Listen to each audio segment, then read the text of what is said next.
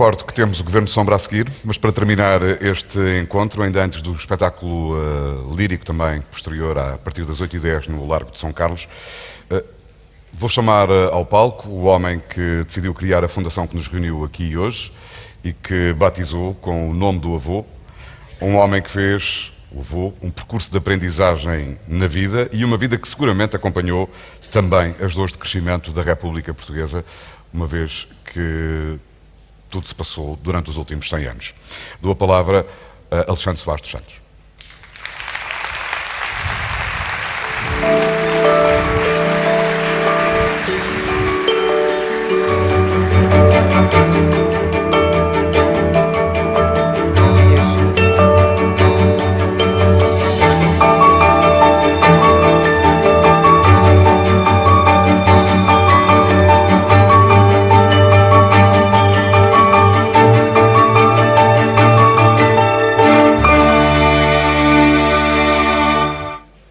Minhas senhoras e meus senhores, cabe-me o privilégio de encerrar mais um encontro da Fundação Francisco Manuel dos Santos.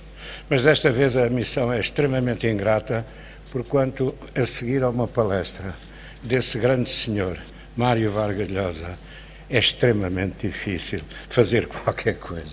Mas vamos tentar. E procuramos, principalmente nestes encontros, explorar os territórios da democracia, partindo de perguntas que são sempre a melhor maneira de começar um diálogo, encetar uma conversa e ativar um debate. Diz Mário Vargas Llosa que a democracia mais imperfeita é 1000 vezes melhor que uma ditadura, porque é o que é imperfeito pode-se corrigir, o outro não se pode fazer nada. Que o diga ele, um homem que viveu mais tempo sob regimes ditatoriais que em democracia.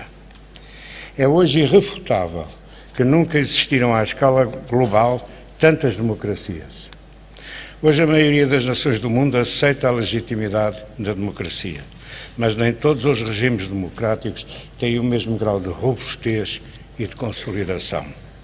A revista Economist tem uma Intelligence Unit que constrói o índice da democracia ponderando 60 indicadores organizados em categorias. Neste índice, que lista 167 nações, Portugal ocupa o lugar número 33 no grupo das chamadas democracias imperfeitas, enquanto que, por exemplo, a nossa vizinha Espanha se posiciona no topo 20 das democracias plenas, ocupando o lugar número 17. Apesar de Portugal e Espanha terem ambos chegado tardiamente na sua história à democracia. Apesar de ambas as nações terem tido de sobreviver a pedidos revolucionários intensos e também a décadas de autoritarismo. Apesar de Portugal e Espanha terem aderido à então Comunidade Económica Europeia ao mesmo tempo, a verdade é que a democracia espanhola apresenta-se como mais robusta. Porquê? Porque sinais de ter uma cultura política mais desenvolvida, cidadãos mais participativos e uma empresa mais forte e um funcionamento democrático mais fluido. Isto não quer naturalmente dizer que a democracia espanhola não tenha desafios muito exigentes pela frente e até fases de profunda fragmentação e bloqueio, como temos visto. Pessoalmente, entristece muito constatar que é quase apatia da sociedade portuguesa, a resignação dos nossos cidadãos, a desistência e a desesperança. Esta fundação nasceu com a missão de contribuir para ajudar a mudar isso. A minha família gostaria de deixar às gerações futuras dos portugueses um país mais consciente da sua realidade, mais crítico e mais livre. O mesmo é dizer, mais democrático. Desde que foi criado em 2009, foram muitos os estudos, ensaios, encontros e iniciativas que a Fundação tem vindo a promover para tentar contribuir para o desenvolvimento de uma cultura forte e um escrutínio de Portugal. As democracias plenas têm sistemas eficazes de controle dos governos, desde logo sujeitando-os à avaliação competente e independente o impacto das leis e políticas públicas. Um estudo promovido pela Federação em 2014 sobre a feitura das leis concluiu que, sem margem para dúvidas, que em Portugal não há qualquer programa de avaliação deste tipo e que existem enormes resistências à sua criação. Isto prejudica, obviamente, a qualidade do funcionamento da nossa democracia, na medida em que permite que os nossos governantes, aqueles que nos representam, não tenham de ser confrontados com as consequências de natureza várias, logo económicas, sociais, da legislação que produzem. Ora, sucede que quem governa em democracia tem que prestar contas, quer queira, quer não queira, porque só prestando contas pode sustentar a legitimidade do poder que exerce. Como se compreende então que os portugueses não o exigem? Porquê é que não se passa nada? Porquê é que, com algumas poucas honrosas exceções, a numericamente reduzida elite intelectual portuguesa não levanta as questões, não contribuímos para o debate? Porquê é que se admite o sistemático abuso da influência dos vários governos, independentemente da sua cor política, sobre as estruturas, nomeadamente diretivas da administração pública? Porquê é que se permite que sucessivas mudanças governamentais resultem em substituições na administração pública, interrompendo linhas orientadoras e comprometendo as condições necessárias à produção de legislação de qualidade e ao funcionamento eficiente do sistema? Se os estudos existem e não custaram dinheiro ao Estado e aos contribuintes, porquê é que houve uma fundação privada que os financiou? Porquê é que não são plenamente discutidos por quem tem a responsabilidade escolhida de nos representar e governar? A única resposta possível é desoladora. Os nossos governantes e a generalidade dos nossos representantes furtam-se ao debate e à prestação de esclarecimentos à população simplesmente porque podem fazê-lo. Porque dessa demissão e omissão não há mal que lhes advenha. Porque os cidadãos se demitiram de participar porque deixaram de acreditar. Em abril deste ano, a Fundação quis compreender como é que jovens portugueses, nascidos no ano de 1987 e seguintes, ou seja, os que já vieram a este mundo no quadro da adesão de Portugal à União Europeia e têm hoje entre 18 e 29 anos, como é que estes jovens olham para a democracia e para o que esta significa? A amostra não pretende ser representativa da população nacional dessa faixa etária, mas teve a preocupação de equilíbrio. Entre os 74 jovens auscultados, ouviram-se homens e mulheres de várias regiões do país, estudantes, trabalhadores, dependentes e independentes. A maior parte tinha formação superior. 2/3 destes jovens chamaram-te a votar em todas as eleições possíveis, mas 56% responderam que o principal sentimento que têm sobre a democracia em Portugal é da desilusão, logo seguida da desconfiança.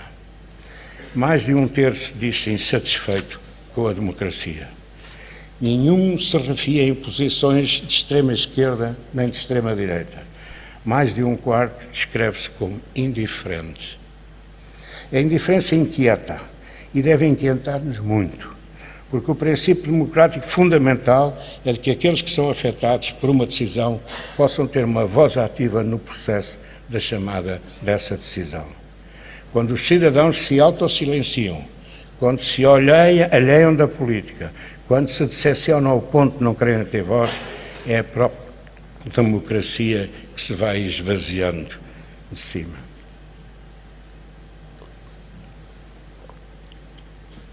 Acredito que na raiz deste desencanto possa estar uma indignação com a falta de oportunidade, com o desemprego e com o agravamento das desigualdades sociais. O mais recente estudo lançado pela Fundação, intitulado Portugal Desigual, mostra bem como durante os anos da crise o fosso que separa os mais ricos dos mais pobres não parou de aumentar. Este estudo revela que, ao contrário do que se pensava, não foi a classe média quem mais sofreu com a austeridade, mas sim os mais pobres, que perderam 1/4 dos seus rendimentos entre 2009 e 2014. E quando se olha para os resultados do estudo por faixa etária, foram efetivamente os jovens quem mais sentiu o impacto da crise, vendo os seus rendimentos reduzidos em mais ou menos 30%. Têm, pois, razões para se indignar os jovens de Portugal. Mas a sua indignação não pode ser inconsequente. Se uma sociedade tão envelhecida como a portuguesa não pode contar com a energia e a esperança dos seus jovens, então conta com o quê? Os jovens Diz esse estudo que não simpatizam com a palavra deputado, o que não deixa de ser um sintoma muito preocupante de descredibilização do próprio sistema democrático, tal como afirmam gostar da palavra cidadão. Mas até onde estão os jovens portugueses dispostos a ir para exercerem a seu direito, a sua cidadania? Como veio mostrar o estudo sobre a fecundidade em Portugal, lançado também pela Fundação em Portugal, o número médio de filhos por mulher é um dos mais baixos do mundo. As razões são válidas e várias, as consequências são gravíssimas. Envelhecimento populacional, desvitalização da economia, estagnação do crescimento económico, insustentabilidade da segurança social. O diagnóstico está feito, os especialistas já se pronunciaram e apontaram caminhos possíveis. O que fazem os nossos representantes com estas conclusões? Onde estão os grupos de trabalho para analisar e discutir, transformar a inversão dessa tendência numa prioridade absoluta das políticas públicas? Porque é que a perspectiva de extinção da população portuguesa, com o consequente fim da nação, não é um tema que mereça pelo menos metade da atenção e da discussão política dedicada aos supostos temas fraturantes, como as barrigas de aluguer ou as casas de banho unissexo? Porque é que em Portugal não se faz, de forma profunda e séria, o debate central que continua por fazer da reforma do Estado? Porque é que não se discute a sério a imposição na Constituição de um limite aos gastos que o Estado pode fazer? A economia portuguesa está estagnada desde o início deste século. O estudo Crise e Castigo, promovido por esta Fundação, mostra inequivocamente. O modelo que sustentou o crescimento económico dos anos 80 e 90 está esgotado. O Estado foi crescendo e hoje é insustentavelmente pesado e impotente para ajudar quem mais precisa.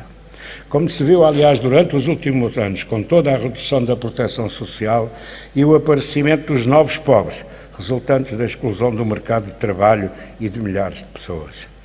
Para criar crescimento económico é preciso investir. O Estado está descapitalizado e os empresários também. O país tem-se comportado de forma a afastar os investidores estrangeiros que suspeitam da instabilidade do enquadramento jurídico e fiscal do país e da arbitrariedade de iniciativas dos nossos governantes. Eloquente o recente caso do novo imposto sobre o património imobiliário que se encontra em discussão e que penalizará também os estrangeiros cujos investimentos andámos a atrair a troco dos chamados Golden Visa. As sociedades e governos têm de ter uma visão do destino que projetam para o coletivo do que eles representam. E essa visão não pode mudar a cada nova necessidade de injeção de verbas. As verdadeiras democracias não se comportam assim. Quando há arbitrariedade, não há confiança, e sem confiança não há crescimento. É um círculo vicioso que todos conhecemos bem e que não nos leva a lado nenhum, ou melhor, leva-nos do mal a pior.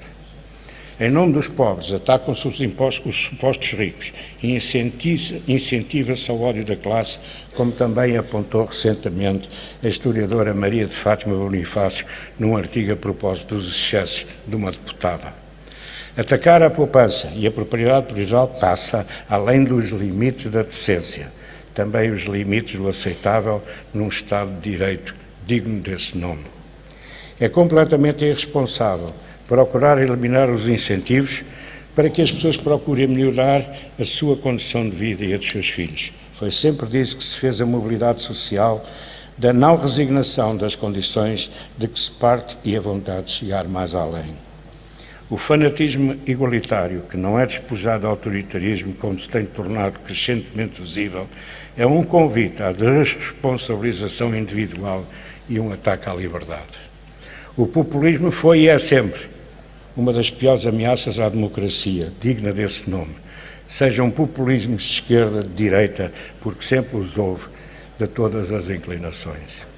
Com o sofrimento e o empobrecimento que o nosso país tem passado nos últimos anos, é fácil calcular o político carismático e bom comunicador encher o bloco com o povo, assumir-se com a sua voz e ganhar popularidade à custa de denunciar as elites corruptas preocupados com as suas agendas e os seus interesses. É fundamental que os portugueses saibam perceber a armadilha que todos os populismos encerram.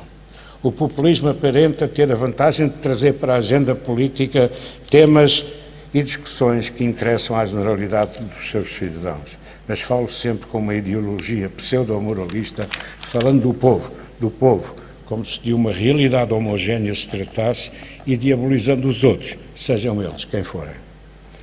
Como se fossem a encarnação de todo o mal. Há um complexo de superioridade falsamente moral no populismo que é profundamente antidemocrático.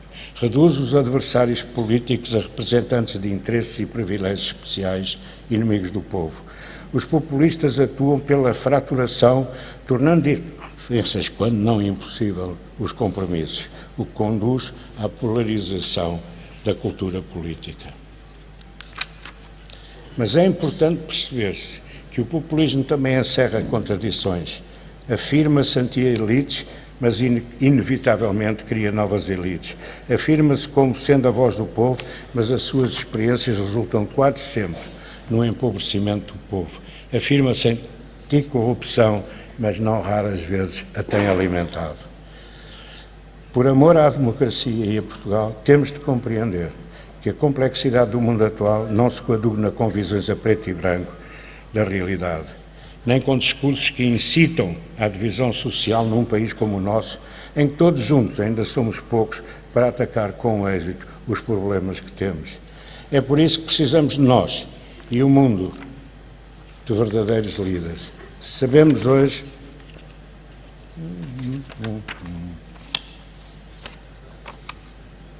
Peço desculpa, mas saltou-me uma página. Está aqui. Que é preciso líderes com coragem para controlar tudo o que destrói o emprego e atrasa o crescimento. Precisamos de líderes sem medo dos eleitores e das eleições. Liberdade que falem a verdade aos cidadãos e não os tratem como incapazes. Líderes que queiram servir as instituições e os cidadãos e que estejam efetivamente comprometidos com o bem comum e com o progresso do país. Líderes preparados e qualificados para compreender e gerir a complexidade do século XXI. A globalização é inexorável e continua a fazer muitas vítimas em toda a parte, como a Revolução Industrial também fez. Não há tempo a perder para nos prepararmos enquanto país. Sabemos hoje, e um estudo desta fundação põe isso em evidência, que apesar dos progressos que alcançamos como país no sistema educativo depois da transição democrática, continuam a existir diferenças muito grandes no desempenho escolar dos alunos nas escolas públicas. E na raiz dessa diferença está o rendimento das famílias. Ou seja, a escola espelha as desigualdades que existem e não é suficientemente forte para promover a mobilidade social. Este estudo, intitulado O Quinto Compromisso, deixa várias propostas unidas por um mesmo espírito: consistência, consistência, consistência. Basta de brincar aos governos. Serão os nossos netos e bisnetos a pagar a fatura das responsabilidades que nós, cidadãos, permitimos aos nossos representantes e políticos. Já apelei várias vezes aos partidos da chamado arco da governação para serem capazes, por amor ao país e aos portugueses, de fazerem um pacto de regime a projetar Portugal a 10 anos. Hoje sei que não vale a pena falar com quem já está no poder. A lógica do poder é da sua perpetualidade, doa a quem doer. Viro-me por isso para os jovens políticos e para os cidadãos mais jovens que estão aqui presentes. É o preço que compreendo, peço que compreendam que o principal desafio que temos pela frente é o de mudar as mentalidades e os modelos de participação. Vivemos num novo paradigma e a cultura política tem de levar isso em consideração. Não nos podemos subjugar à política espetáculo que insiste em simplificar os problemas para que as soluções imediatas que proponham sejam aceites sem discussão. Temos de aceitar a responsabilidade que vem com a liberdade que amamos e, acima de tudo, honrá-la, reivindicando o nosso direito à palavra, à opinião, à voz, fazendo da participação um ato de resistência, porque nem neste país, nem em lado nenhum, nunca nada de grande e valioso se fez sem esforço, diálogo e trabalho. Jovens de Portugal, vocês são as gerações mais capazes dos portugueses. Mostrem ao país a vossa energia, a vossa capacidade, o vosso talento. Exijam do país que vos ouça, porque tudo, absolutamente tudo, vos diz diretamente respeito. Não confiem o vosso destino nas mãos de ninguém. Façam os vossos pais e avós orgulhosos e construam um futuro para esta velha e secular nação que é Portugal. Vou terminar agradecendo ao Nuno Garopa, ao Jaime Gama, à Maria Lúcia Amaral, ao David Lopes e a toda a equipe, a forma exemplar como organizaram este encontro da Fundação e, se Deus quiser, para o ano, cá estamos. Muito obrigado.